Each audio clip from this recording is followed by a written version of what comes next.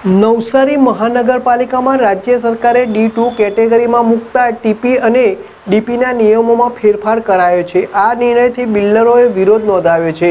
કેડાઈ નવસારીના સભ્યો સામાન્ય સભામાં ઠરાવ કરીને D4 કેટેગરી યથાવત રાખવા માંગ કરી છે।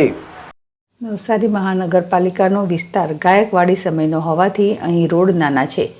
D2 કેટેગરીમાં 03 પેડ FSLનો વધારો આપવામાં આવ્યો છે।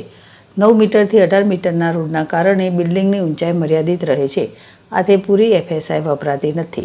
મહાનગરપાલિકામાં 12થી 13 ગામોનો સમાવેશ કરવામાં આવ્યો છે। આ ગામોની 70થી 90% જમીનનો NA પ્લાન પાસ થઈ ગયો છે। D2 કેટેગરી પ્રમાણે 40% જમીન અલગ અલગ કામો માટે કાપવાની છે। NMCની માંગ બિલ્ડર્સને મંજૂર નથી। બિલ્ડર્સનું કહેવું છે કે આ વિસ્તારમાં ટીપી સ્કીમ બની શકે એવી કોઈ શક્યતા નથી। અગાઉ D4 કેટેગરી પ્રમાણે મેઇન રોડથી 12 મીટરનો ક્રોસવે રોડ મૂકીને પ્લાન પાસ થતા હતા। D2 કેટેગરીના નિયમો લાગુ થવાથી જમીનનો ભાવ વધવાની આશંકા છે। નવસારીમાં રોજગારી અને ઉદ્યોગોની ઓછી તકો હોવાથી મકાનોની કિંમત વધશે।